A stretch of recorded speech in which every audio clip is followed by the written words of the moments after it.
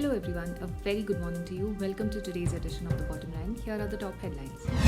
US all set to open to fully vaccinated travelers from November 8.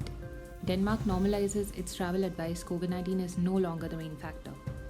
IATA outlines agenda for the restoring UK aviation, insists on simple and affordable COVID-19 testing.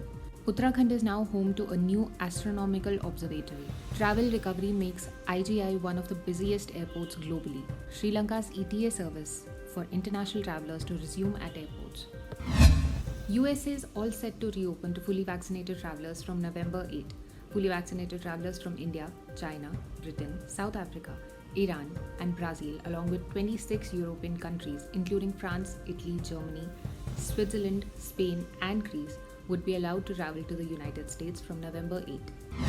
Kevin Munoz, White House Assistant Press Secretary, in a tweet announced, the US new travel policy that requires vaccination for foreign national travelers to the United States will begin on November 8. This announcement and date applies to both international air travel and land travel. This policy is guided by public health, stringent and consistent.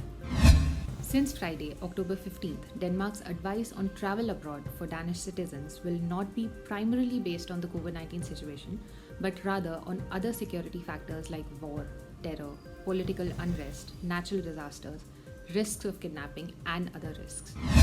From October 15, 2021, the Ministry of Foreign Affairs travel instruction will be normalized, corresponding to the time before the pandemic broke out, where it is the security risk for the traveler at the destination that determines the color, the ministry noted in a press release.